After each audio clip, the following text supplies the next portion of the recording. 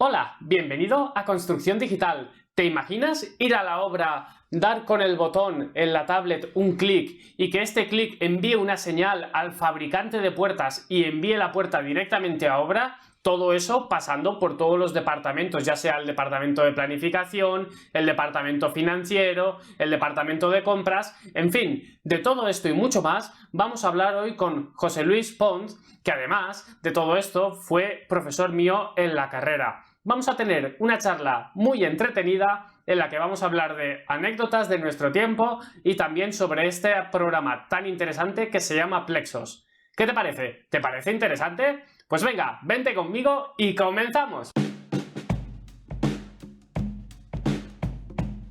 Bienvenido, José Luis.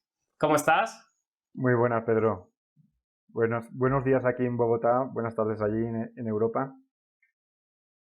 Pues bueno, cuéntame primero, venga. Yo he hecho una introducción muy breve, luego al principio también hago siempre una introducción, pero cuéntame un poco, venga, ¿quién es José Luis? ¿Quién soy yo? Buena pregunta, ni siquiera yo lo sé. Pues bueno, si quieres empezamos desde que nos conocimos. Sí, Hacemos un poquito de marcha hacia atrás y luego marcha hacia adelante. La verdad es que nosotros nos conocimos allí en la Politécnica de Valencia en 2008, si no recuerdo mal, ¿no? sí, en 2008-2009. 2008. Sí, pues mira, yo estaba todavía con las empresas, porque estaba en final de la crisis, yo todavía tenía las empresas promotoras y, y bueno, la verdad es que mi experiencia docente empezó ahí, ese primer año, en el 2008-2009. Ujú. Llegó la crisis y me tocó reinventarme, claro, y entonces la salida más obvia en aquel momento era la docencia. A partir de ahí, pues bueno, vi que necesitaba hacer una maestría, un máster, porque el máster que tenía el MBA no era convalidable, era un título propio, con lo cual me tocó hacer un máster. Hice un máster en un tema que siempre me ha interesado mucho, que es la investigación de operaciones, la investigación operativa en la Facultad de Matemáticas. Hice un máster sobre Ujú. optimización matemática y el doctorado, que fue la aplicación de modelos de optimización matemática en proyectos, que los proyectos son muy Ujú. complejos desde el punto de vista matemático. Y bueno, conseguí el doctorado, saqué la plaza en arquitectura como profesor de cuarto de construcción en cuarto de construcción 2 sí, en cuarto. Pero aún así me vine a Construcción 2. Bogotá. Me vine a Bogotá por el tema aquí a la Universidad de los Andes, por el tema de conseguir una estancia internacional. Estaba intentando irme a Colorado, a Boulder, pero no salió. Chile también y me surgió la oportunidad de venirme a Bogotá y bueno, pues en un principio digo, bueno, pues un añito allí para hacer méritos internacionales. Y aquí estoy. Claro. Y ya te has quedado, ¿no? Sí, sí, la verdad es que la Universidad de los Andes, hombre, es la cuarta universidad latinoamericana y Ujú. está entre las 150 del mundo. Es una universidad espectacular. Espectacular, absolutamente espectacular. Ujú. ¿En qué sentido? ¿En qué sentido? Uf, sigue un sistema de administración y docencia, de organización de la docencia y de la universidad muy norteamericano. Es una Ujú. universidad que sigue los estándares norteamericanos. Tiene muchísimos medios, es carísima. Para los estándares internacionales es carísima, pero para los estándares colombianos todavía más. Eh, para que te hagas una idea, un semestre de medicina son 25 millones, que viene a ser unos 7.000 euros a un semestre. Un semestre 7.000. Ujú. Un semestre Bueno, 7.000 como euros. una educación que no fuera subvencionada también en España, ¿no? No, no, es que Estaría por ahí. aquí la universidad pública prácticamente no existe. Está No la existe. Universidad Nacional y es muy difícil entrar. Todo lo demás es privado. Y Ya. dentro de lo privado, igual que la sanidad, claro, aquí es toda una concepción muy norteamericana, muy neoliberal. Claro, está todo privatizado. Ujú. Pues aquí y en la Universidad de los Andes medios económicos para trabajar, para investigar, para viajar, para asistencia a congresos, para contratar estudiantes con fondos que tienes, que te aporta la propia universidad, consecución de contratos de investigación y consultoría. No, es una forma completamente diferente a la Universidad Española. Claro. Pero en parte también, esto no lo quiero sacar porque te he dicho antes de empezar que no hablaremos de política, ¿no? Pero también la gestión privada en este sentido, ¿no? Y tener que... La importancia que es de tener estos buenos profesionales también afecta, ¿no? En cierta medida, ¿no? En cierta medida ellos es muy importante, es como una empresa al final, ¿no? No, Necesitas es una tener... empresa. Claro, es una empresa al final. Entonces, si Teóricamente eres sin ánimo de buena... lucro, Dime. teóricamente sin ánimo de lucro.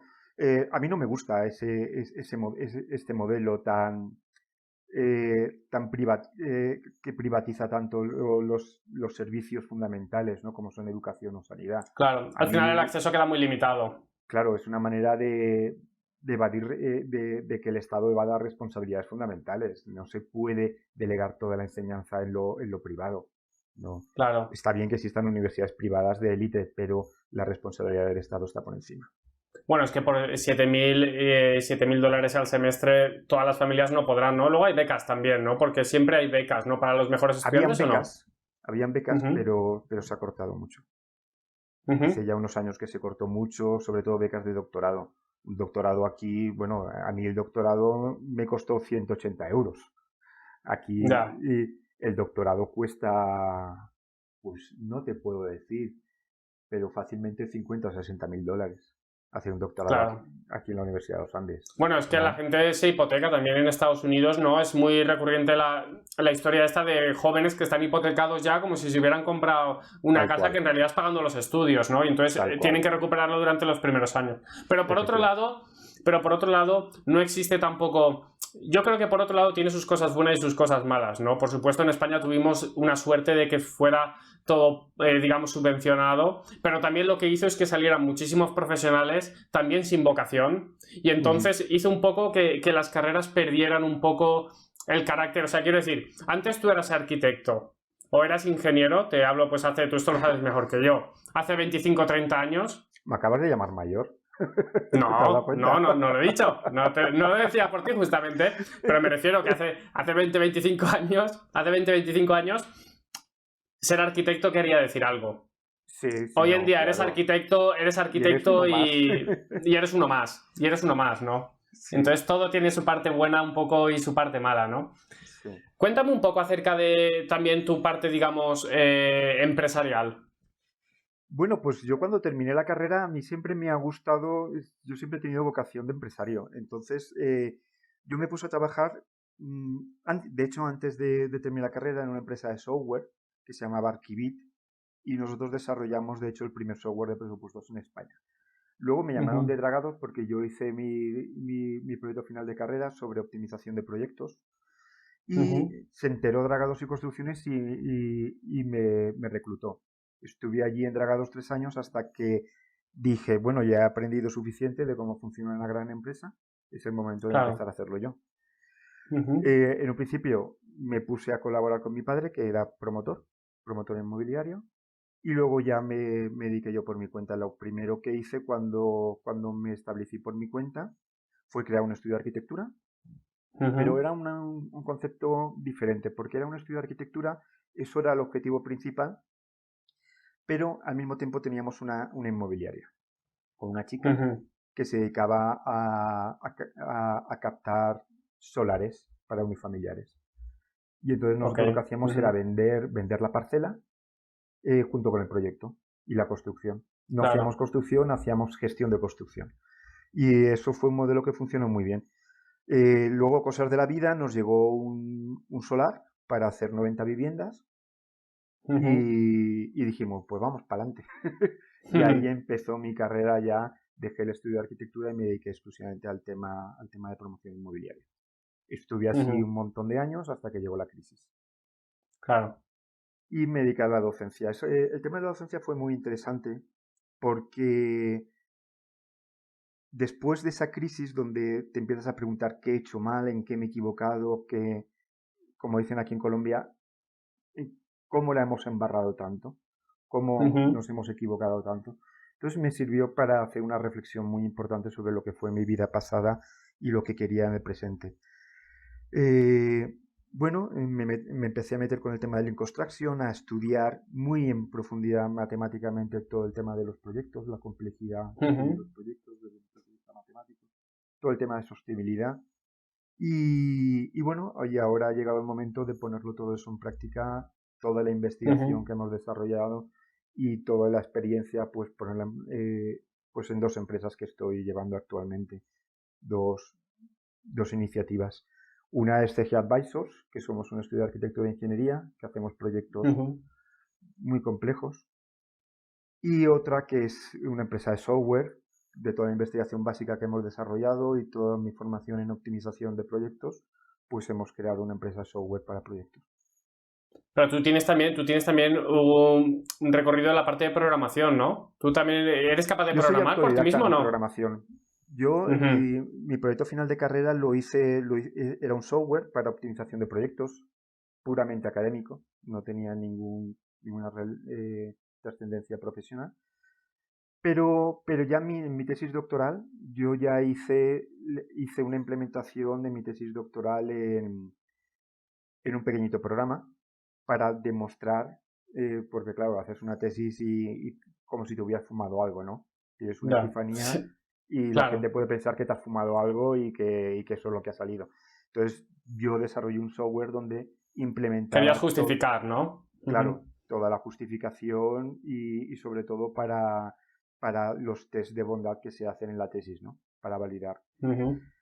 Eso se quedó como un trabajo puramente académico, pero luego, junto con el grupo de investigación en la Universidad de los Andes, lo que hicimos fue desarrollar ya un sistema robusto de programación de proyectos aplicando principios de Lean Construction, que realmente no son principios de Lean Construction, son principios que están toda la vida, pero ahora dicen Ya. que son de Lean Construction, y totalmente integrado con BIM para un flujo de trabajo coherente. Antes de entrar en todo el mundo más, digamos, del BIM, del Lean, que vamos a hablar un poco de eso, cuéntame un poco sobre, porque me interesa esto bastante, sobre esta crisis de 2008, 2007, ese tiempo de reflexión, ¿no? Esto es un poco out of the box, pero bueno, ¿qué cosas se habían hecho mal? Quizá no a nivel personal, o igual a nivel personal, ¿qué Pues crees tú que se hizo mal? se hicieron mal muchísimas cosas. Para mí primero fue un palo muy grande desde el punto de vista emocional. Yo siempre digo lo mismo, yo pasé de ser el rey del pollo frito a ser el pollo en el asadero. De, Claro, eh, esto sería un palo. claro, de ser el rey del rock and roll a estar absolutamente destrozado por los medios, por todo, que todos éramos culpables. Fue una crisis de codicia. Yo siempre lo resumo así.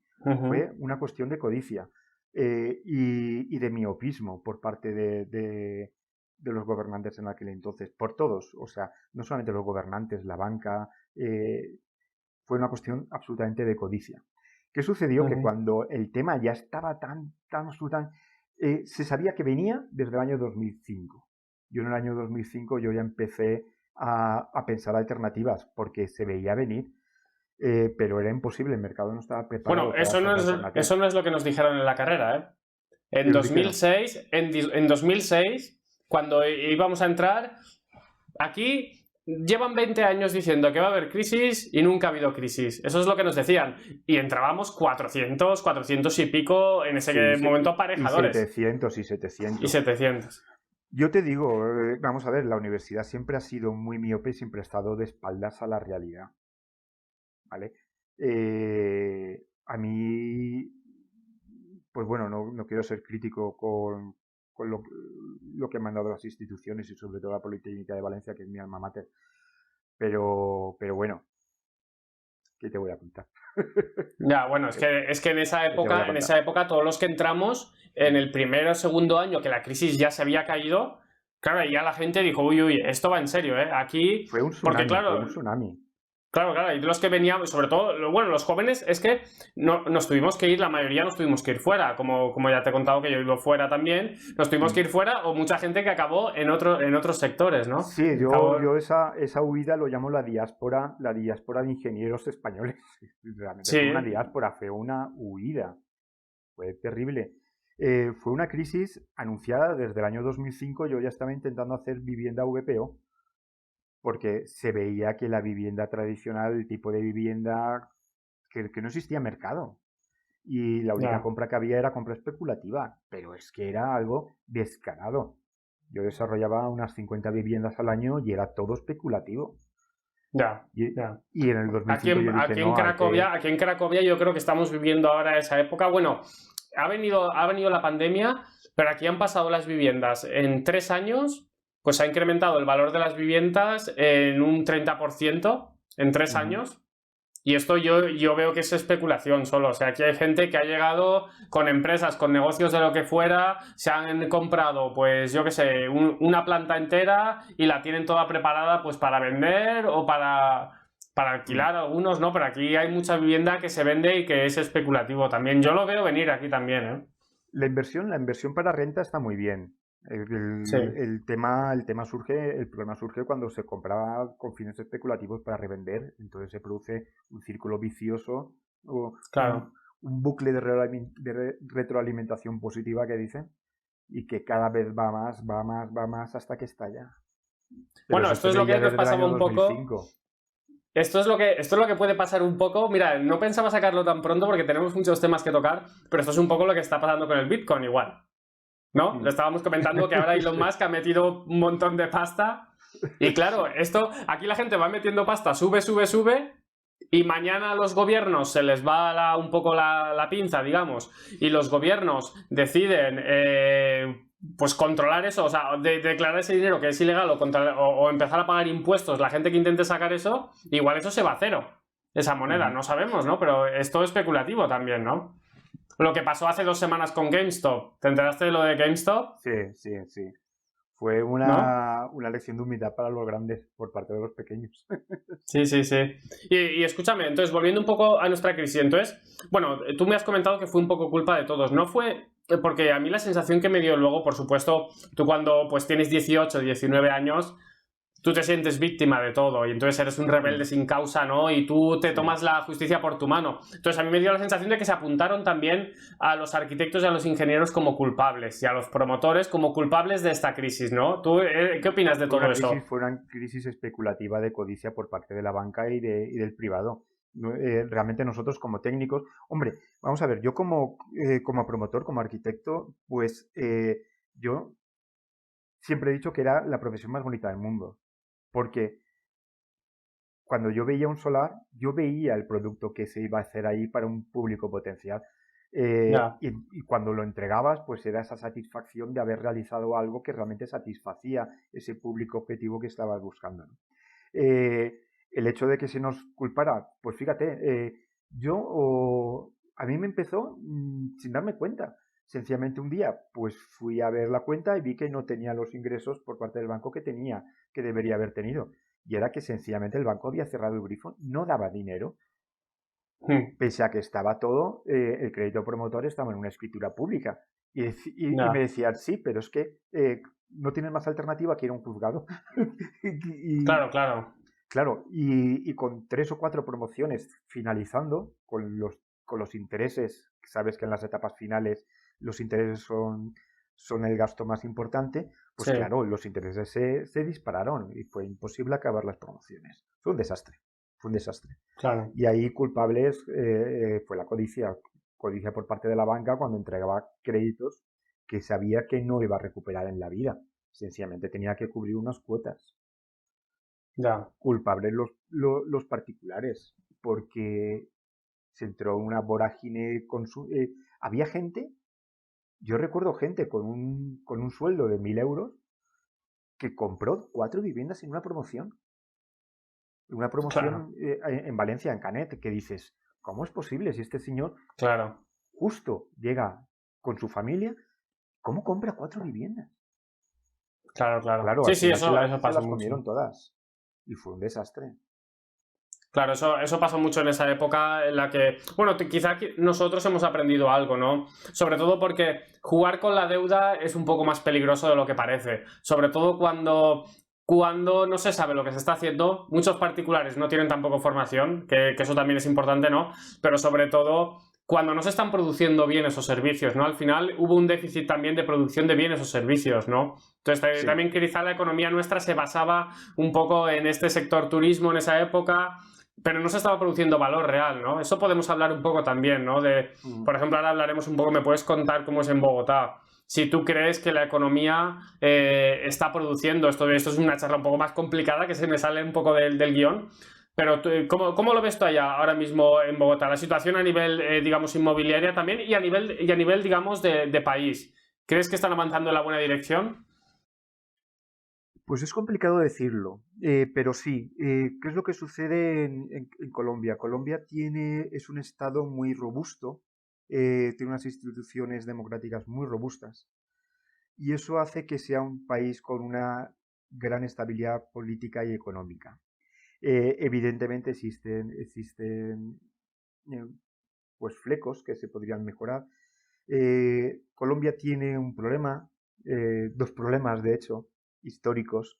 Uno es esa guerra maldita de 50 años que ha estado sufriendo y otro ha sido todo el tema del narcotráfico. Evidentemente eso es un problema que tienes ahí en el historial de Colombia como país. Yo te digo, desde mi experiencia, el tema de la guerra nunca lo he vivido. Yo he viajado por Colombia por zonas que incluso me han dicho que estaba loco por viajar y de la que me siento tremendamente feliz de haber podido ir porque son sitios espectaculares. Y eso es una de las ventajas, aunque suene muy duro decirlo, 50 años de guerra han hecho que Colombia sea un país por descubrir. Y Colombia es un país espectacular. La gente, la tierra, la diversidad de climas, la diversidad de culturas dentro del mismo país es increíble. Medellín, por ejemplo, esta ciudad que todo el mundo cuando habla de Medellín piensa que es la ciudad del narcotráfico, para mí es una ciudad envidiable, es una ciudad maravillosa, la gente es espectacular, un clima maravilloso, pero es que luego además es una ciudad muy innovadora, dicen que es la ciudad más innovadora de América Latina. Es una ciudad a la que tú estás y dices, no, yo me quiero quedar a vivir en Medellín, es que es una ciudad maravillosa.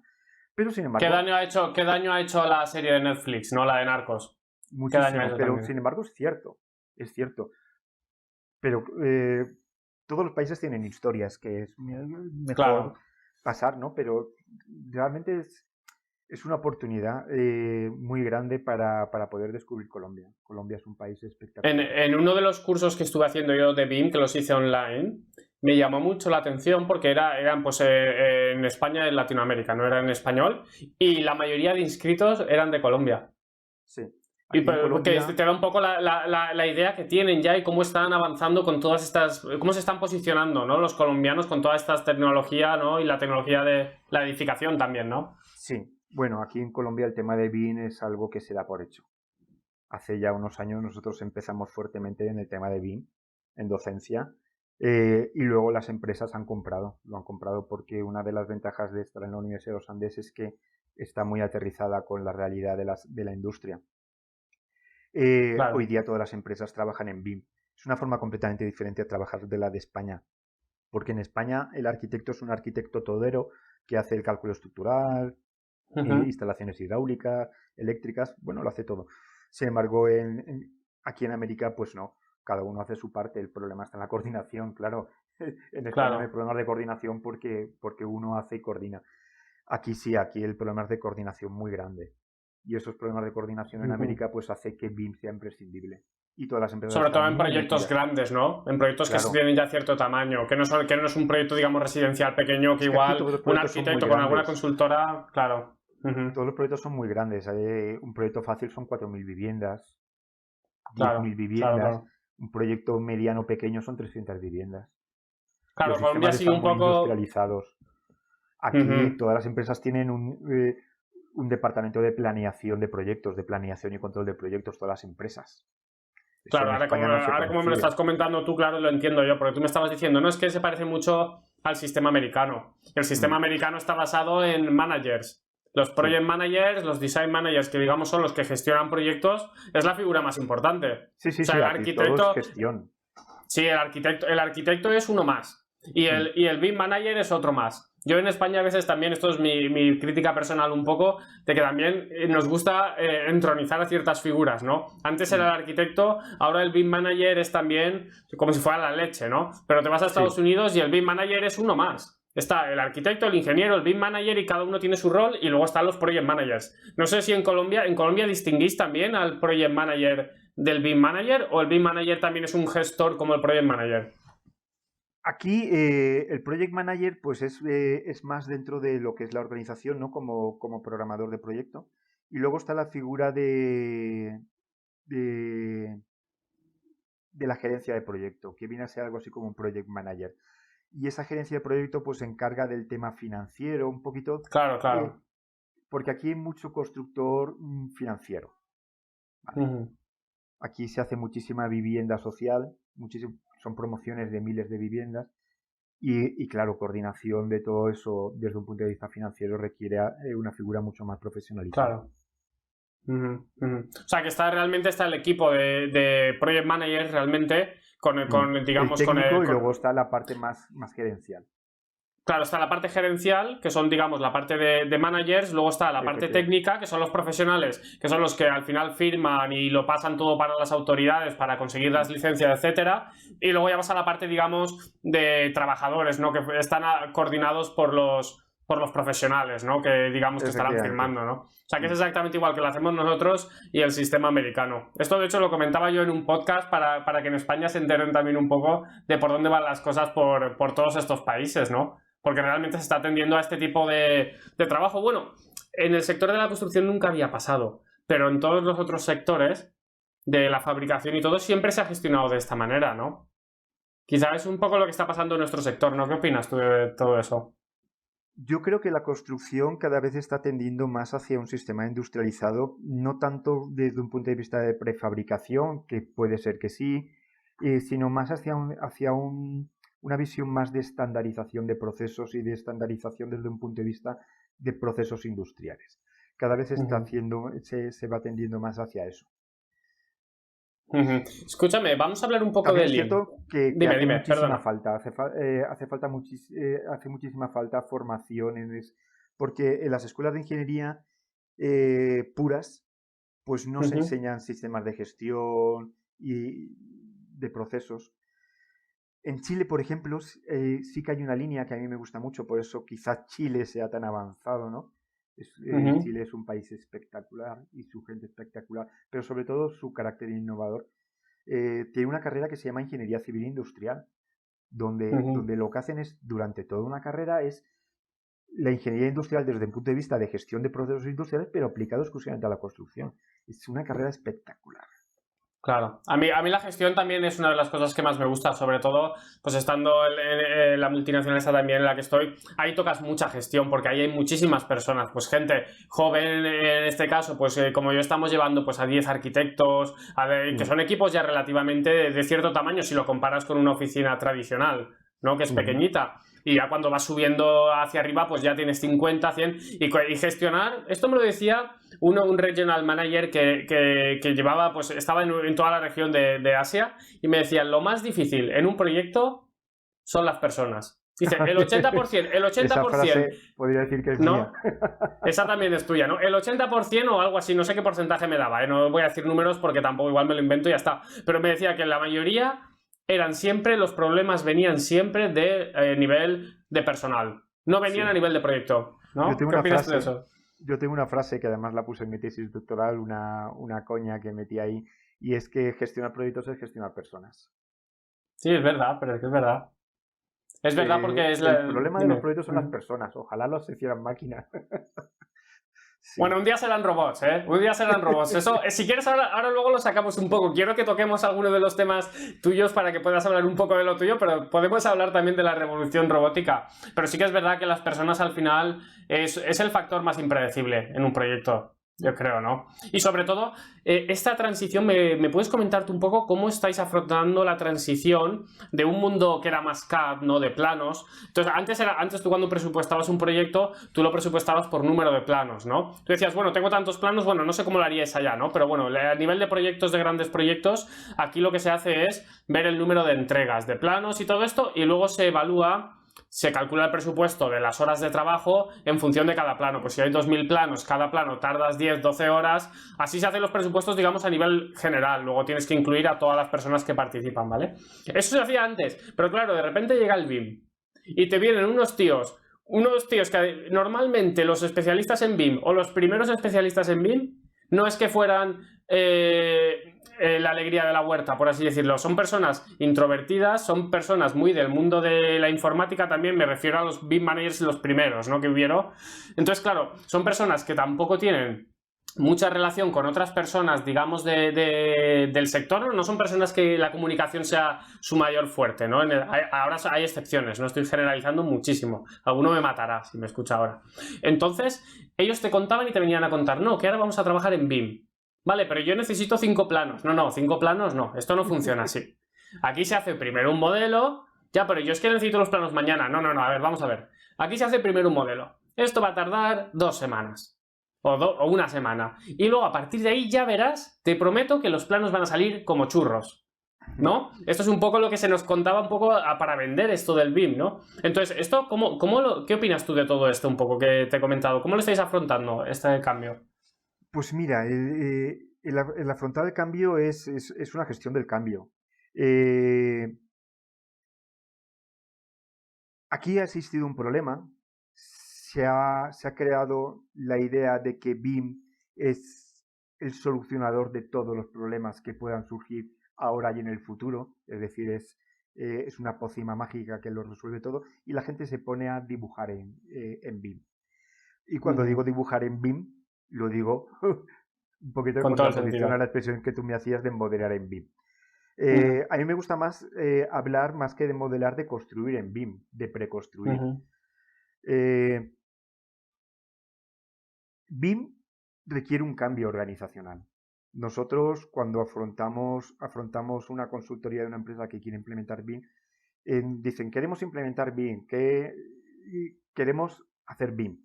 Lo primero que tenemos que hacer nosotros es explicarles que BIM es un gestor de información, que nosotros construimos de una forma anticipada, basado en unos estándares. Hay que definir esos estándares, hay que definir esos protocolos, hay que definir todo lo que son los tipos, los criterios de medición, para que ese proceso proyectual que inicia con arquitectura sea útil hasta la entrega la entrega del activo. Toda esa información tiene que fluir de una forma eficiente a lo largo de todo el proceso.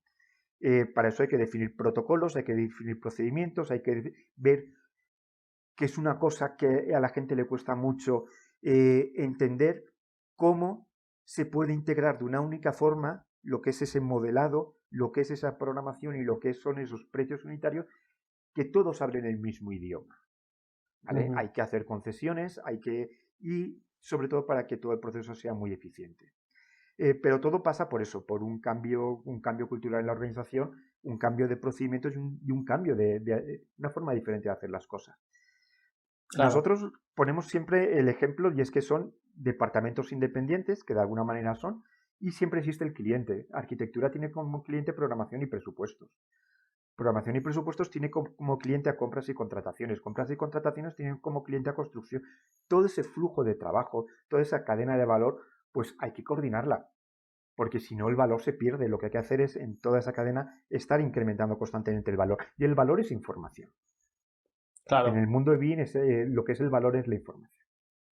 Claro, quizá lo que perdemos en el BIM ahora mismo, lo que más está costando es traducir esa información también.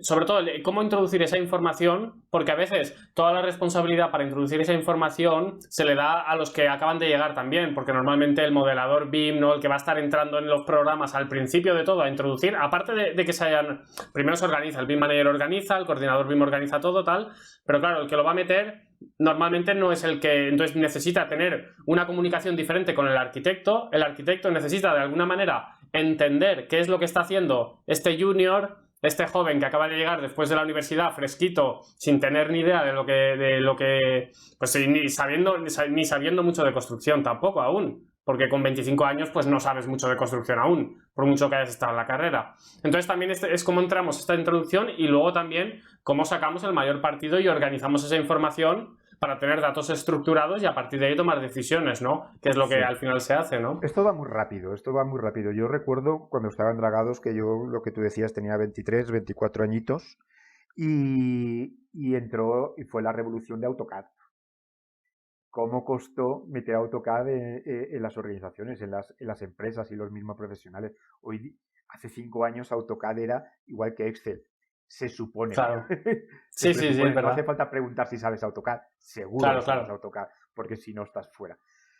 Hoy día está sucediendo algo con el BIM. Sí, Si sí, no sabes BIM estás fuera, no existes. claro. Sí, sí, Lo que hay que al saber es final, cómo hacerlo. Y ese es el problema, no es hacer por hacer.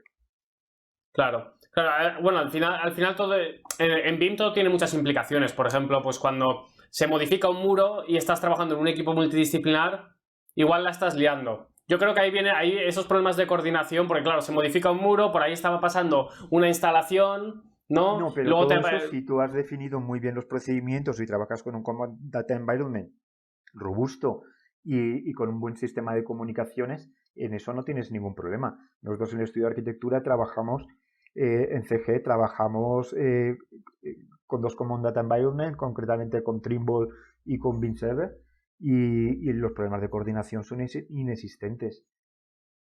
También existen las cuando tienes reuniones coordinadores, concurrentes, claro. o cuando tienes project managers, si es que lo son, que revisan el proyecto y saben cómo utilizar esas herramientas Hombre, también. claro, tú tienes una base de trabajo que es la ISO 19650 y dice bien claro Sí, sí. cómo hacer las cosas. Eh, necesitas dos figuras, no tienen por qué ser dos personas diferentes, siempre me gusta decir a mí, una cosa es el coordinador BIM y luego Ujú, otra cosa es el gestor de la información BIM. Son dos roles ujú. completamente diferentes. Una persona coordina y el otro es el que decide, el otro rol es el que decide cuándo pasa de ser work in progress a ser shared, a ser Ujú. compartido. Y todo ese, si tú tienes muy claro cuál es ese procedimiento, ese flujo de trabajo, no existe ningún problema, todo lo contrario. Sí, pero ¿cómo consigues entonces? Yo en esto te doy toda la razón, ¿eh? Lo que pasa es que estoy intentando entablar esta conversación. En eso tienes toda la razón, pero estoy intentando entablar esta un poco para sacar esta información. ¿Cómo consigues que una persona que tiene 30 años de experiencia profesional, el CAD ya ni lo toca, sabe que utilizarlo, pero el CAD ya ni lo toca y tiene que revisar ahora estos modelos? ¿Cómo lo consigues eso? Porque esta es una Eh, situación en la que está pasando a diario, vaya. ¿Te refieres al profesional que tiene 30 años de experiencia y de repente está trabajando con BIM? Y de repente se encuentra con un equipo de arquitectos junior, por ejemplo, imagen, pongámosle un poco en contexto. Tenemos a un arquitecto, un jefe de proyectos que tiene 25 años de profesión, no se ha querido especializar en el mundo de la gestión, no ha querido salir, quiere ser arquitecto. Y tiene un equipo a su cargo que son 10 arquitectos, ¿vale? Y Ujú. estos 10 arquitectos trabajan todos en BIM, pero él es el que tiene que revisar esa información y la tiene que, digamos, aprobar Es que son para que pase el figuras siguiente diferentes, paso. Pedro. Son figuras diferentes. Una cosa es el director de proyectos o la dirección de proyectos, que es un rol, y luego está dentro del equipo de trabajo BIM, hay dos roles, el coordinador y el gestor de información. Y son dos Sí, cosas pero si estás en completamente un equipo, diferentes. pero si estás en un equipo multidisciplinar, hay varias Mm. disciplinas. ¿Qué tiene que haber? Un coordinador BIM en cada disciplina y este No, no, no, coordinador no, no, BIM, no, no, no, no, no, no, no. Habrá ah, un responsable de cada una de las de la especialidades y disciplina, un sí. coordinador BIM de proyecto. Claro, y entonces este responsable de la especialidad no tiene por qué ser el arquitecto más experimentado, porque al final, sí, él puede hacer que todo el BIM funcione, pero igual el proyecto no está bien ejecutado. Entonces, a la hora de revisar el proyecto, Mm. un arquitecto va a tener siempre que revisar esta parte, hablando siempre del mismo contexto. Un arquitecto tendría que revisar eso. Si este arquitecto no conoce las herramientas, no es capaz de revisarlo por sí mismo, ¿cómo lo solucionamos eso? ¿Se le ponemos al coordinador y que lo haga con él? Pues mira, dentro de los procesos de implementación que nosotros hacemos, lo primero que Ujú. hacemos es un plan de formación, evidentemente. Eh, es muy importante tener en cuenta que el gestor de proyectos, esa figura de la gerencia de proyectos, del gestor de proyectos, no tiene por qué ser un especialista en todas las áreas. Tiene que conocer qué es, qué es Ujú. lo que se hace, pero no saber cómo se hace. O saber ser conocedor de qué es lo que se puede hacer, pero no saber hacerlos, que son dos cosas completamente diferentes. Claro. A mí, Ujú. Pablo Napolitano lo expresa muy bien, y es que él a veces hizo algunas entrevistas de trabajo. Pablo Napolitano es un gran amigo de San Francisco que trabaja en Herrero Constructors y es un pionero en temas de Lean. Y entonces él le dice, tú eres el gerente de proyecto, el gestor de proyectos, y le da un clavo y un martillo. Quiero colocar ese cuadro. Y entonces el ingeniero se pone a colocar el cuadro y le dice, no, Tú eres ingeniero, no tienes que colocar el cuadro. Explícale a un operario cómo tienes que poner el cuadro. Claro, claro. Sí, eso es así, además, como tiene que ser, o sea, que estoy totalmente de acuerdo.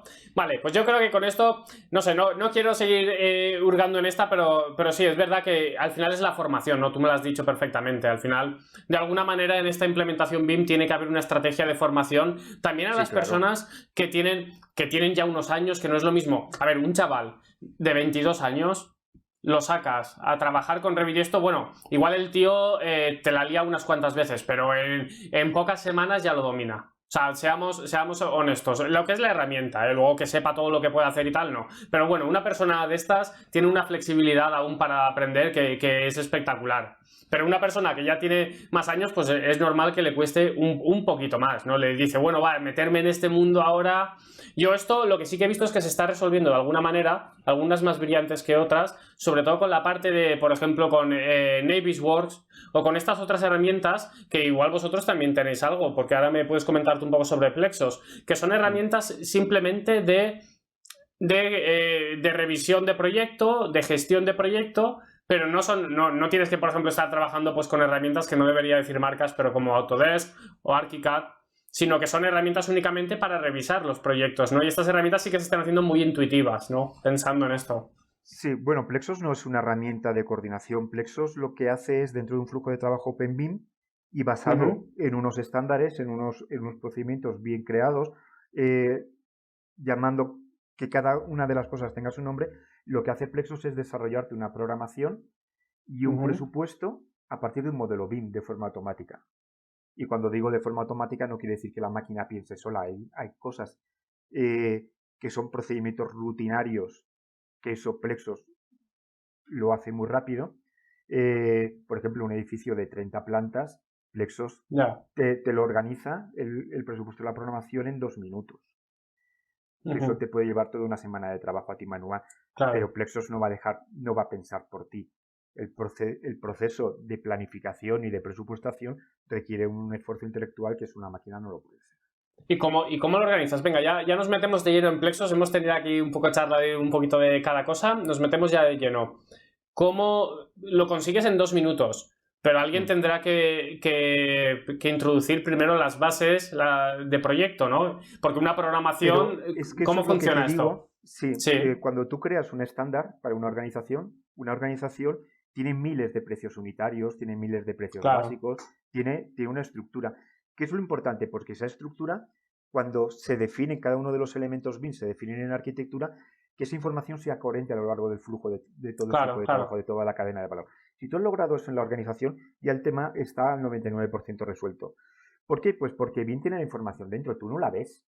Tú ves un modelo 3D, pero eso no es más que una representación tridimensional de una información. Sí, es una base de datos. Es una base de datos detrás que no es visible, pero que está. Es una base de datos de la que extraemos información, sí. Claro.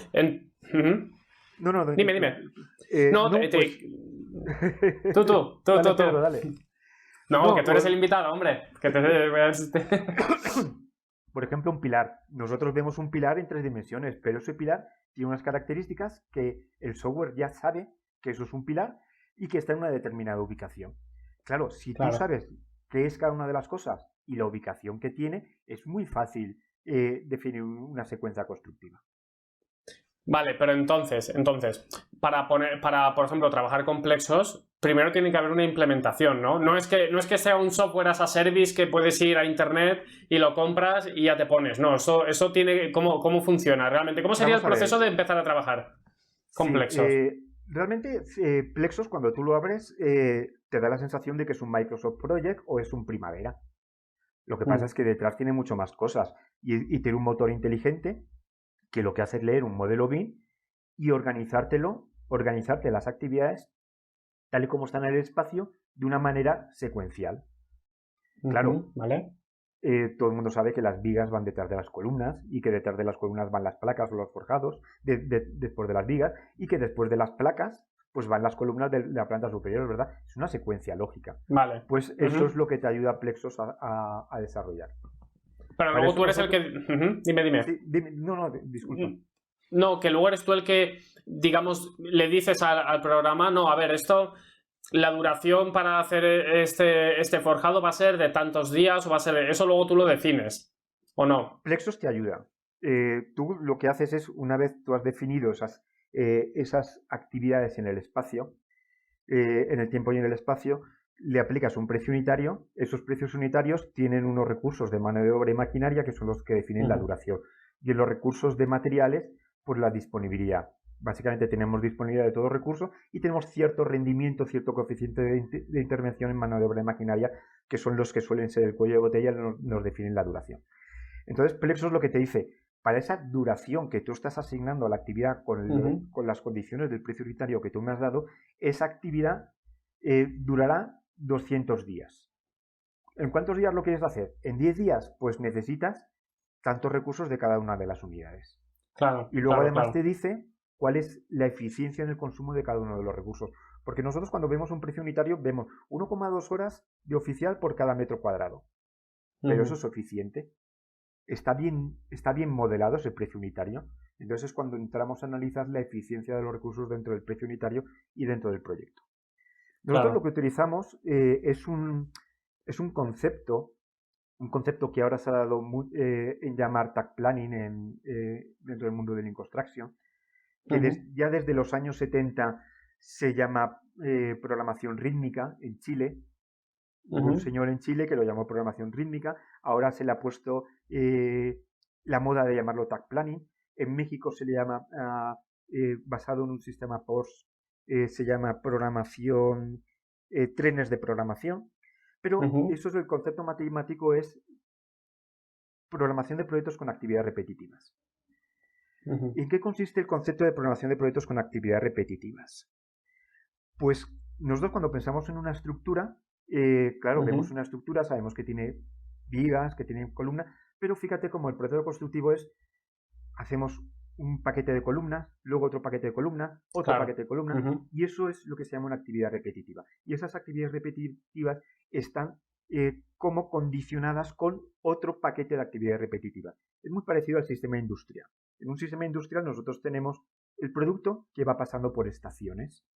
En el mundo de la construcción es igual. Tenemos las estaciones y tenemos el producto. ¿Cuál es la diferencia? Que en vez de pasar el producto por las estaciones, son las estaciones las que pasan por el producto. Claro. Y si nosotros tenemos claro cuál es ese concepto productivo, de hecho se llama producción basada en proyectos. Hay dos tipos de producción: la producción industrial, los sistemas de producción industrial, que son el flow shop y el job shop, y los sistemas de producción basado en proyectos, que es lo que estamos acostumbrados nosotros a ver en la carrera. Pero dentro de esos sistemas de producción basado en proyectos, en la edificación, podríamos decir que es un subgrupo que es la de programación de proyectos con actividad repetitiva. Y eso es un mundo tremendamente interesante y la verdad es que es muy apasionante. Desde el punto de vista matemático es muy divertido.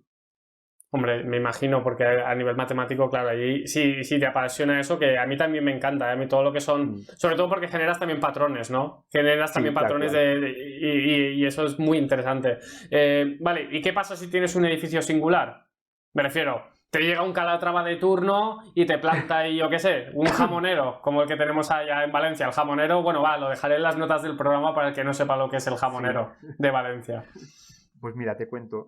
Plexos te puede automatizar de una forma inteligente toda la estructura de un edificio en altura. Donde las plantas no tienen por qué ser iguales, sino diferentes. Porque una de las cosas que tienen las actividades repetitivas es que utiliza el sistema de paquetes de trabajo. Entonces, el paquete de trabajo en un principio te da igual el tamaño. Se me ha ido santo al cielo.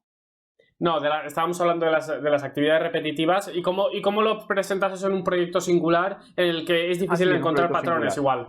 Si es un proyecto en vertical no hay ningún problema. El problema es cuando esas repeticiones de actividades se producen en el plano. Es decir, que por ejemplo la ejecución de viviendas unifamiliares adosadas, que vas a hacer 100 viviendas, que es muy común hacer 4.000 viviendas. Claro. Pues claro, ya no es una concepción en altura, sino que es una concepción en extensión.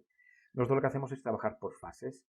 Lo que pasa es que ya el proceso ya no es automático, sino que es semiautomático. A cada una de las viviendas le aplicas una fase y a cada una de las manzanas otra fase. Entonces haces la asignación por manzana y vivienda. Claro, entiendo. Y esto la verdad es que es muy interesante. Bueno, claro, yo estaba pensando, ¿se podría conseguir algo parecido con Navisworks, por ejemplo? ¿En qué os diferenciáis vosotros? No. Dímelo. No te Vamos a ver. dímelo. No, pero es que claro, es difícil explicarlo porque somos únicos en la concepción. Pues eso es lo que quiero que me digas, por eso te venía la pregunta. Fíjate, nosotros podemos decir que tendríamos 3 competidores en el mercado, ¿no? Que son Navisworks, Vico y Syncro.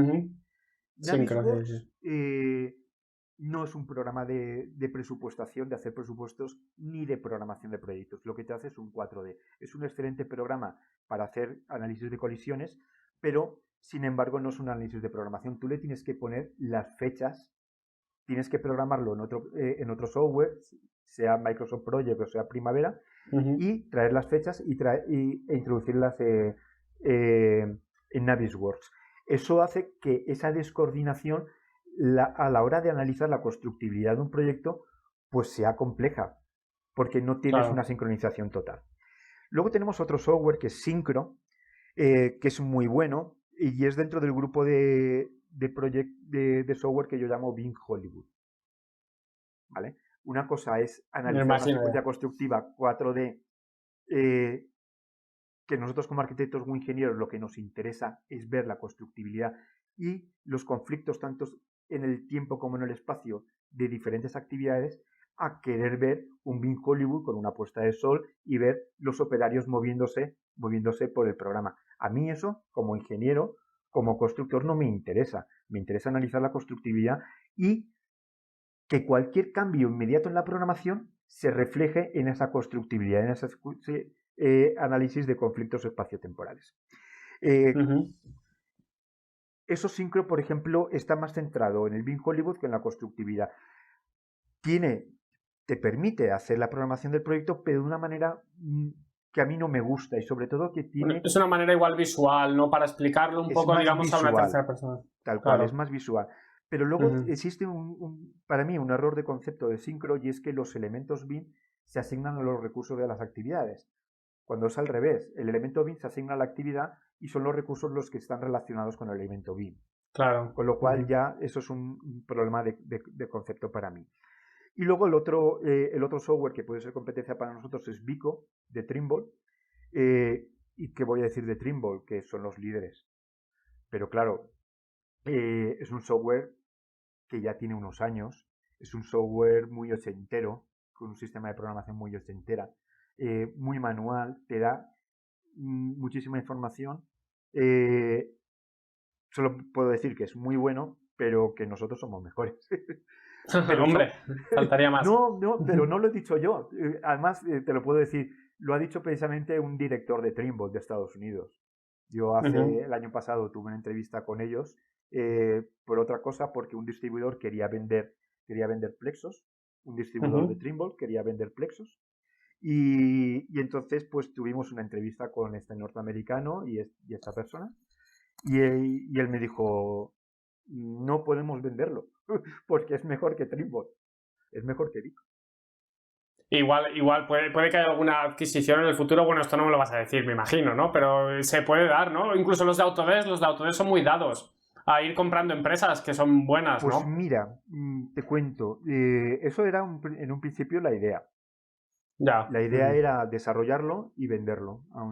Lo que pasa es que las empresas quieren comprar software muy robusto. Nosotros solamente llevamos 2 años en el mercado, desde que lo salimos. Estamos en constante desarrollo. Yo creo que no lograremos un producto 100%, aunque actualmente somos mejores que Vico, nos queda muchísimo por hacer. Porque, ¿qué es lo que sucede en las organizaciones? Cuando hacen una programación, la tienen desconectada de la planificación, y explicar a la gente que planificación y presupuestación es lo mismo cuesta de entender. Y sobre todo porque nuestro objetivo es que esa conexión de planificación, presupuestación con arquitectura y con todo aguas abajo requiera de una implementación, de una conectividad total con los ERPs de la organización.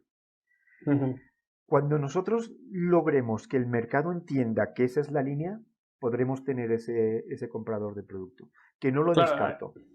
no lo Ahí, descarto. ujú. Ahí está un poco la clave también. Yo estoy pensando en el ERP, ¿no? Bueno, vamos a decir estas palabras, es que las estamos hablando aquí como si todo el mundo lo supiera y es una charla muy interesante entre nosotros, pero la audiencia igual no se entera de lo que estamos hablando. ¿Qué es un ERP? Pues un ERP es un concepto de unir todas las suites de software de una empresa, todos los productos de software de una empresa, bajo una estructura común. Esa estructura común se llama ERP y dentro de ese ERP tiene los sistemas de contabilidad, de personal, de presupuestos, de base de datos de recursos, de compras, contrataciones, etcétera, etcétera. Tú para poder conceptualizar un flujo de trabajo, una cadena de valor dentro de la organización, tú requieres que toda esa información sea coherente, toda esa información está en la ERP. Tú, Claro. para que tu sistema de programación y presupuestos funcione de una manera correcta o eficiente dentro de esa cadena de valor, tiene que estar integrado en una ERP. Nosotros eso lo hemos conseguido a través de una aplicación que llamamos Plexos Bridge, el puente Plexos. Ujú. Y somos capaces de conectarnos a cualquier ERP. Simplemente hay que saber cuál es la estructura de tablas, o bien nosotros con nuestro equipo analizamos cuál es la estructura de tablas de la ERP y hacemos una Ujú. conectividad directa. De tal manera que todos los avances de proyecto, modificaciones de presupuesto, costos actualizados y tal, se actualizan de una forma bidireccional con Claro, la claro. ERP. Ahí es donde veo yo, ahí es donde realmente veo yo ya cuando el BIM o digamos toda esta iniciativa, ¿no? De digitalizar todo, es donde la veo ya que va a alcanzar la plenitud, cuando tengas todo conectado con el departamento financiero. Yo ya Claro, también llevo un tiempo pensando en todo esto, ¿no? En la ERP, cómo conectar el BIM, porque al final el BIM es un agente más de este proceso. Aunque nosotros es lo que nos aplica a nosotros porque somos los que nos encargamos de esa parte, ¿no? Como técnicos profesionales, pero no deja de ser una pieza más. Tú lo sabes mejor que yo, que al final el departamento financiero en proyectos grandes es la parte clave. Los técnicos sí somos importantes, nosotros creemos que somos también importantes porque, bueno, yo soy el arquitecto y yo decido dónde voy a poner la entrada y dónde voy a poner la cristalera, ¿no? Pero sí que es verdad que el departamento financiero al final una empresa tiene que tener beneficio, ¿no? Entonces el departamento... es importantísimo que producción y el staff financiero contable de la organización hablen el mismo idioma. Yo me he encontrado con problemas en empresas precisamente porque no existe esa forma de hablar. Y luego que precisamente el otro día estábamos haciendo un webinar y me decía, precisamente era financiero, ¿cómo consigo que me cuadre la contabilidad con la producción? Y yo digo, bueno, pues hay que hacerlo. Porque es que a mí solamente me informan del avance de los costes cuando es contrafactura. Y yo le tuve que explicar que no es un problema financiero, es un problema de construcción que no tienen solamente imputan costos contra factura. Hay que meter el concepto de provisión al contratista o provisión al proveedor para que los dos mundos puedan conectarse. Es decir, que el Uh-huh. mundo del costo de la producción y el mundo contable, pues realmente estén dando la misma información. En eso te ayuda Plexos, porque tú en Plexos pones los avances te van a dar un valor ganado teórico y te tiene que coincidir con teóricamente la inversión desde el punto de vista financiero.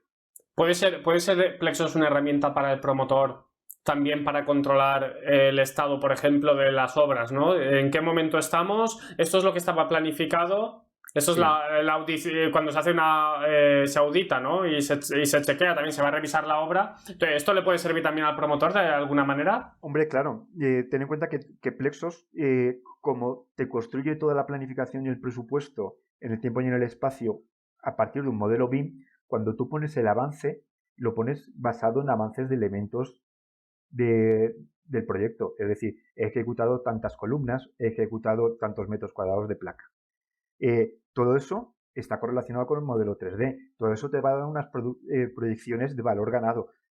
Y evidentemente toda esa información es cuantitativa, pero un gerente que puede ser un abogado, un economista, un administrador de empresas no tiene por qué entender esa información cuantitativa. Claro. Con lo cual, toda la información además es visual. Entonces, tú estás viendo los avances mediante unos KPIs y tridimensionalmente comparas la línea base, lo proyectado contra lo realmente ejecutado. Y luego sí, Uh-huh. tienes toda la carga cuantitativa, pero no Claro. puedes empezar un informe de avance directamente con números, porque la gente te lo va a rechazar.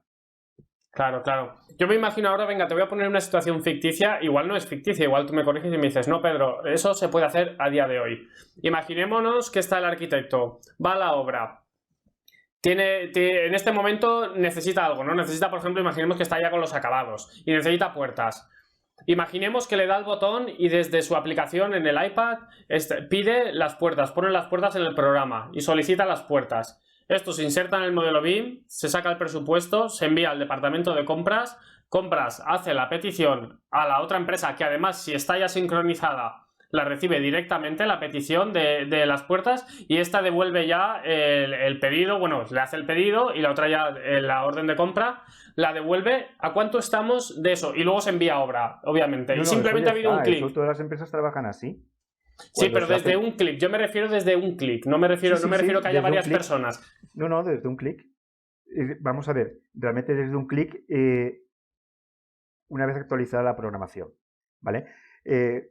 Tú tienes una programación maestra, un main program, que es lo que te hace Plexus. Tú esas fechas las tienes disponibles en tu ERP y tú sabes cuál es la fecha de disponibilidad. Hay que hacer una programación backward hacia atrás para saber desde la fecha de disponibilidad cuándo tienes que empezar a procesar. Para eso tienes que hacer un plan de compras. Los planes de compras normalmente ya están implementados en las ERPs, donde tú le pones a cada uno de los contratistas o a cada uno de los contratos o prestaciones de servicios que tú tienes que contratar, les pones una fecha de disponibilidad. Y a partir de ahí el sistema te da toda la pauta de cuál es el proceso contractual que tienes que llevar para lograrlo. Todo eso ya está. Sí, pero quiero decir, bueno, eso está, pero no sé cuántas empresas lo estarán aplicando a día de hoy. Igual tú me dices, sí, yo tengo empresas aquí, porque yo me refiero ya que quitemos todos los intermediarios, que la persona que está, el técnico, ya lo solicita, pues un técnico que digamos que está autorizado, en este caso, lo solicita y ya directamente le llega al proveedor o al fabricante, le llega ya la orden de pedido para transmitirlo y para enviarlo. O sea, lo que me refiero yo es, porque también un poco quitar todos esos pasos intermedios a partir de la tecnología, no que haya personas que digan, vale, me acaba de llegar, lo paso al siguiente nivel. Porque en eso es también un poco la digitalización consiste en eso, ¿no? En que evitarse todos estos pasos intermedios. Tienen que existir controles. Sí, En vale. cada una de las etapas tiene que existir un cierre de etapa. ¿Vale? Ese cierre de etapa tiene que ser coordinado. No se puede delegar todo en la tecnología. La tecnología nos va a ayudar a que el proceso sea más eficiente, pero el factor humano nunca se puede perder. La eficiencia depende en un 90% del factor humano. ¿No se puede perder el factor humano? ¿O sí? Y voy a hilar, mira que se nos han quedado muchas cosas, se nos han quedado muchas cosas en el tintero, pero esto me interesa. ¿No se puede o sí se puede con la inteligencia artificial, con el machine learning? No. Vamos ¿Tú estás seguro de que no? Te puede ayudar, pero la decisión siempre es del humano. Es lo que hace. ¿Tú estás seguro que una máquina... ¿Tú estás seguro de que una máquina no podría tomar esa decisión? Vamos a ver. Yo es que tengo mucha esperanza en las personas. ¿Vale? Confío mucho en las personas. No me gustaría, quizás sería la palabra más correcta. Yo creo que el control nunca se tiene que delegar absolutamente en la máquina. La máquina te tiene que ayudar en el proceso. Te tiene que eliminar el trabajo monótono y repetitivo, pero la decisión siempre es de la persona. Si nosotros eliminamos el trabajo repetitivo, estamos dando más tiempo a ese proceso intelectual de hacer las cosas mejor, de mejorar constantemente. Eso es lo que tiene que hacer el humano. No podemos confiar en la máquina. Además, a ti te ha pasado 1000 veces. ¿Cuántas veces has sacado un schedule de Revit y has visto que las cantidades estaban mal? Sí, porque sí, ha estaba pasado. mal parametrizado. Sí. O porque a lo mejor esa parametrización no era la que tú necesitabas. Bueno, y que estaba mal modelado directamente, que un muro se ha modelado mal, claro. Directamente. ¿Dónde está el problema? Goldratt lo dice bien claro en su libro Cadena Crítica, llega a la conclusión de que las personas son el problema. Yo estoy de acuerdo con que las personas son el problema. ¿Qué es lo que hace Goldratt? Crear una metodología a prueba de personas. Yo soy al contrario. Yo reconozco que el cuello de botella está en las personas. Mi propuesta es completamente diferente. Ayudemos entonces a las personas a mejorar, a ser mejores y a hacer las cosas de una manera más eficiente. Te voy a rebatir esto, simplemente hablando del mismo tema. No, simplemente porque creo que es una conversación que es muy interesante, ¿no? Entonces, ahora están los coches autónomos. Vas a poner toda la toma de decisiones sobre tu vida y la de tu familia en un coche. Creo que es bastante responsabilidad tener que depender de un coche. ¿Crees que eso no puede pasar en la construcción? Sí, Teniendo claro, en referencia a los coches. pero no me estás rebatiendo, me estás dando la razón. Bueno, Cuando en tú el estás en un sentido... coche yo... autónomo, el Ujú, coche autónomo a nosotros nos ha pasado. Yo, cuando llego a España, pues me pego 10 horas de viaje en coche por autopista. ujú. Claro, eso es muy monótono y aburrido. Yo lo que puedo hacer Vale. es delegar lo mismo que tenemos el control de velocidad. Oye, manténme a 120 todo el rato, pero siempre tengo la posibilidad de frenar y de acelerar, ¿verdad? Pues eso es un poquito a lo que voy yo. Yo dejo el trabajo monótono a que lo desarrollen las máquinas, pero yo nunca pierdo el control sobre eso.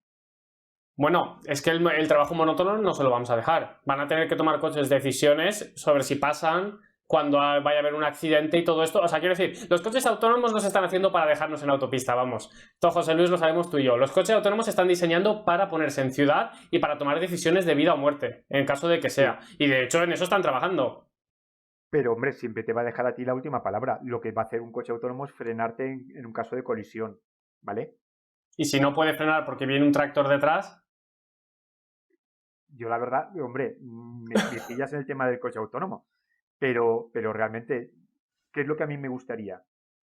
Eliminar todo el trabajo monótono ya. de lo que es el proceso de planificación y presupuestación, que el sistema exclusivamente de alertas de cosas que pueden estar mal, pero que Ujú. siempre la decisión, última palabra, recaiga en la persona. Sí, sí. Lo que Eso pasa es sería que... mi ujú. mundo ideal. Sí, yo lo digo, no lo decía por el coche, o sea, el coche autónomo era un ejemplo para el por qué, porque yo sí que creo que tendemos a un mundo en el que el ser humano, no sé lo que va a pasar con nosotros, yo en este sentido también se me va un poco la pinza con esto, pero sí que creo que las máquinas, al menos tal y como se está planteando todo, van a tener cada vez más toma de decisiones. No sé si nos vamos a tener todos que ir a la selva a ¿A ti te vivir pasa, Pedro, cuando fuera. tú haces un análisis de interferencias? Ujú. A ti la máquina te da de repente miles de interferencias, ¿verdad? Entonces Sí, tú a partir de sí. ahí empiezas a ponerle reglas. De repente esas miles de interferencias te las deja en 500 interferencias. Sigues depurando las reglas, pero al final vas a tener un paquete de interferencias. Ese Sí, sí. paquete de interferencias lo vas a tener que analizar tú. ¿Por qué? Pues porque tus criterios, esos criterios que tú tienes que son totalmente subjetivos y son perfectamente válidos, no los puede tomar una máquina, eres tú únicamente quien los puede tomar. A día de hoy no los puede tomar. Por eso digo yo en eso sí, yo te doy la razón. Yo quiero creer que el ser humano, la parte creativa, la parte, digamos, que es un poco esta parte, esto siempre va a estar en el ser humano. O sea, no quiero pensar que la máquina va a ser capaz de crear, aunque se esté trabajando en ello, aunque se esté trabajando en crear máquinas que aprendan, y claro, si aprenden como nosotros, al cabo de 50, 60 años, yo no sé a dónde vamos a ir, pero de verdad que lo pienso, que creo que en el futuro igual la toma de decisiones ya no forma parte. Lo que pasa es que posiblemente tú y yo ya no estaremos aquí. O sea, eso será el problema para los que vengan detrás. Tú y yo Igual ya deberíamos poner estaremos... unos límites. Deberíamos poner unos límites a la capacidad de decisión de las máquinas. Sí, eso podría ser. Eso la verdad es que es un tema muy interesante. Sí, es un tema ético. Eh, Es un tema ético muy importante. Yo lo hablaba en un podcast, también lo hablaba con un compañero que también se fue a Bélgica y que él estaba también de BIM, coordinador BIM, bueno, no sé lo que era, pero bueno, el caso es que él se fue a Bélgica a trabajar en una empresa y ahora vuelve a Valencia con esta empresa y va a montar una sede en Valencia. Y le han puesto a él para montar la sede. O sea, imagínate, esto te estoy hablando hace 2 meses, ¿eh? En medio de una pandemia, el Sí, chaval coge, se vuelve a España y monta una sede y están buscando ahora arquitectos e ingenieros. O sea, imagínate y lo estábamos hablando sobre esto. Él me decía que tiene que haber una parte ética y que ya existe, que las tecnológicas, todas estas ujú, tecnológicas tienen una parte ética en la que se está desarrollando, porque claro, hoy en día, por ejemplo, con los dispositivos se puede coger tanta información y se puede utilizar de una manera tan fraudulenta. Todo esto que hablábamos, todo esto, todas las cámaras, todo esto es tantísima información, ¿no? Que se puede utilizar de manera fraudulenta. De todas maneras, no nos vamos a ir porque ya llevamos yo creo que un ratito bueno. Si quieres, iremos terminando. Algo que se me ha quedado en el tintero. No hemos hablado de Lean. Explica qué es el Lean, porque la gente nos escucha hablar de Lean todo el rato. Tú y yo nos hemos pasado una entrevista aquí de lujo hablando los dos de nuestras cosas y la pobre gente me van a matar. ¿Qué es esto del Pues Lean? Pues mira, no lo sé. No lo sé. No, y te digo, realmente Alan Mossman, que es un inglés, para mí es uno de los profesionales más importantes junto con Pablo Napolitano, tiene un post en el que da respuesta precisamente a ese comentario que es Lean, ¿verdad? Eh, y él hace una respuesta muy irónica de lo que es Lean, algo así como seguidores de la luz del perpetuo del universo, o sectas planetarias, cosas así, o adoradores de extraterrestres. Lean es algo muy sencillo, es sentido común. Simplemente hay que tener en cuenta una cosa, y es que la tecnología es subsidiaria. Lo más importante son las personas. Por eso digo que gestionar proyectos es gestionar personas. Si tú eres capaz de gestionar personas, motivar personas, establecer unos estándares de trabajo, luego todo lo demás es tecnología. Es muy poquita tecnología. Pero explicar qué es Lean, pues no lo puedo explicar. No lo puedo explicar. Dame un ejemplo. Pues mira, el ejemplo puede ser el Kaizen. El Kaizen es una filosofía de trabajo y a partir de ahí surge todo. ¿Qué es lo que dice el Kaizen? Pues hay que mejorar constantemente. Si una cosa crees que está bien, es el primer índice de que está mal, porque todo puede y debe ser mejorado, que lo más importante son las personas, que te tienes que proponer metas en la vida. El Kaizen es una filosofía de mejora personal.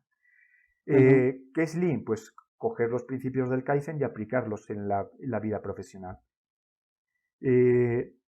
Nunca las cosas están bien. Cuando un indicador te dice que está perfecto, quiere decir, es el primer síntoma de que el indicador está mal, porque nada puede estar perfecto. Es una obsesión por la mejora, por hacer las cosas constantemente mejor. Teniendo en cuenta que las cosas las hacen las personas. Claro. Y que si el error radica en las personas, tienes que ayudar a las personas a que sean mejores. Para mí eso es Lean. Luego, a partir de Lean tenemos herramientas. Dentro de las herramientas más importantes en el mundo de la construcción es el Last Planner System. No se aplica bien en las empresas, ni siquiera el propio creador, entre comillas, que es Glenn Ballard, porque Glenn Ballard lo que hizo fue cambiar una forma de trabajo que teníamos nosotros ya en Dragados, que lo que hizo fue darle una orientación más hacia las personas. Lean es una cuestión de actitud, es actitud ante la vida. Y esa actitud ante la vida trasladarla en el mundo de la industria, de la empresa. Al no final te puedo también explicar mejor. Tiene cierta relación con Agile, ¿no? Con toda esta tecnología viene también un poco en este mismo enfoque de la mejora continua, ¿no? Bueno, el Agile se basa en las iteraciones, ¿no? Iteraciones muy rápidas en un periodo corto de tiempo a clientes para mejorar rápidamente, ¿no? Esto viene también del mundo tecnológico. De hecho, Agile y Lean es lo mismo. Lo que pasa es que Agile se desarrolló en el mundo del desarrollo de software.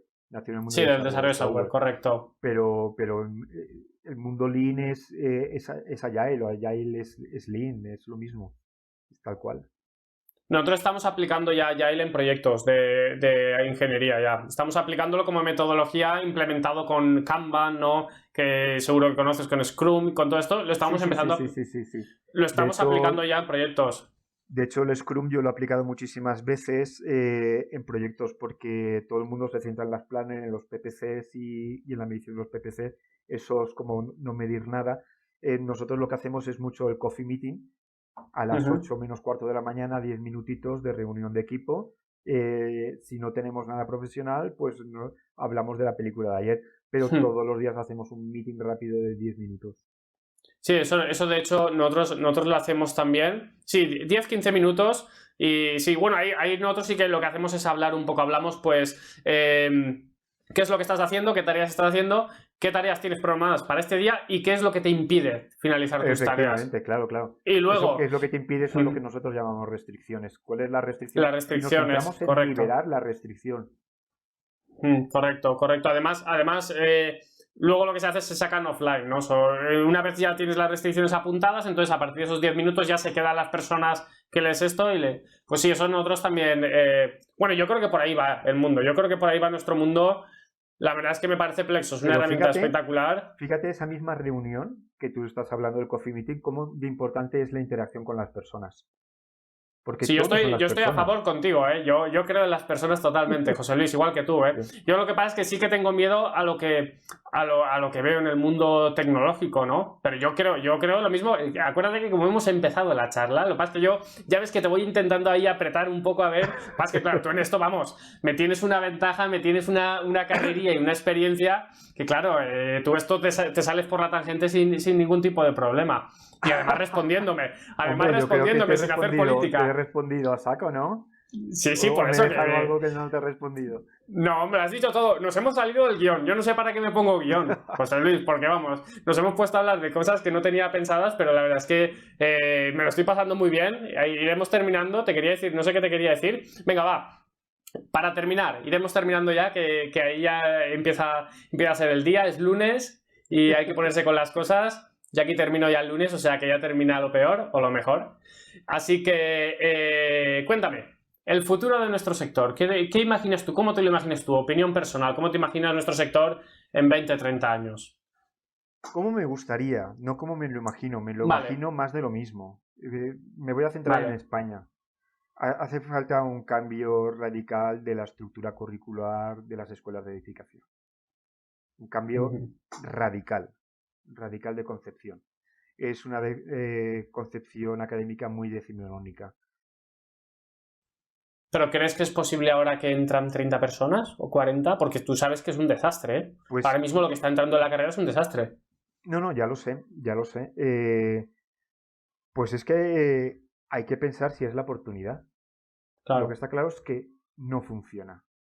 No funciona la concepción. Nos estamos basando en unos parámetros decimonónicos, absolutamente obsoletos, que no están Mm. en el mundo actual.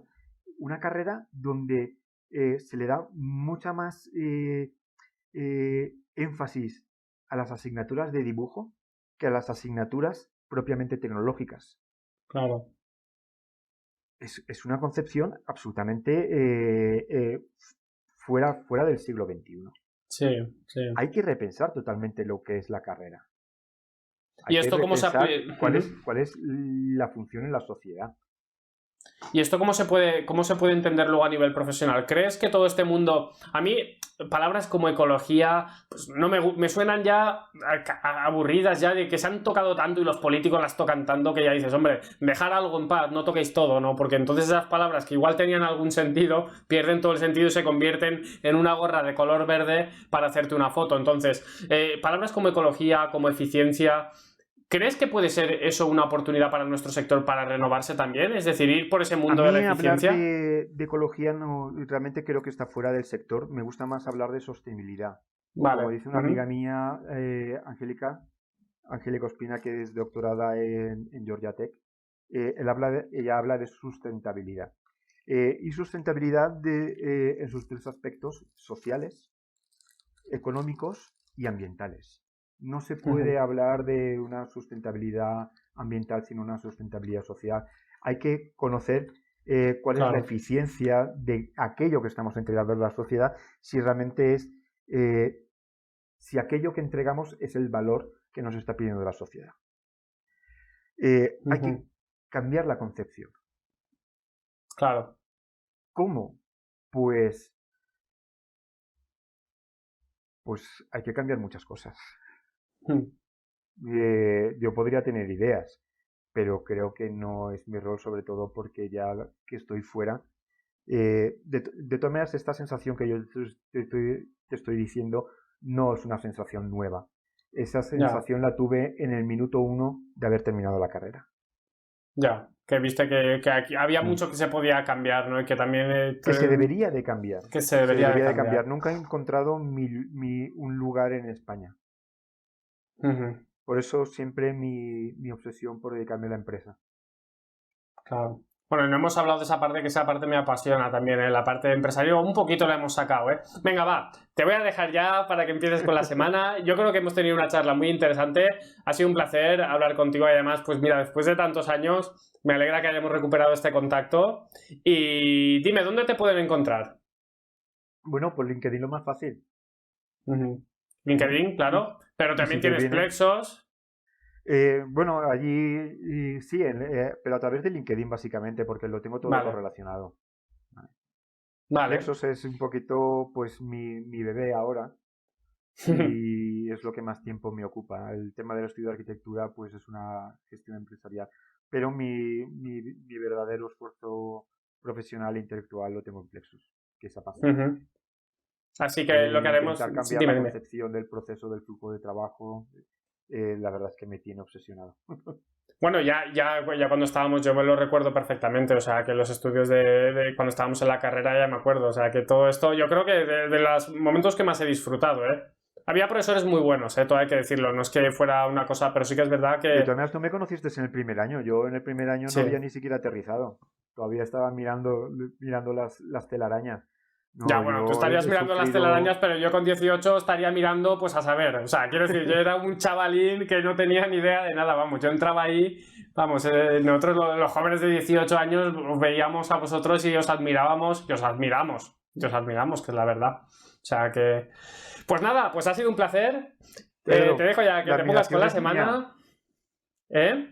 La admiración es mía verte ahora y verte antes. Sí, Eso es lo ahora bonito de los profesores, que os reencontramos y decimos, mira a este chaval. vamos creciendo un poco, Qué ¿eh? orgullo. Allá éramos unos bandas también, pero bueno. Al final la vida vas aprendiendo como todo, aprendes y maduras, ¿no? La universidad es para disfrutarla. Pues sí, pues sí, pues eso se lo decimos también a todos los estudiantes que nos estén escuchando. Tenemos mucha audiencia también en Latinoamérica, o sea que un saludo a todos. Y nada, José Luis, esto ha sido todo, que te pondré tu LinkedIn en las notas del programa también. Y gracias por venir a Construcción Digital. Dale un abrazo, Pedro.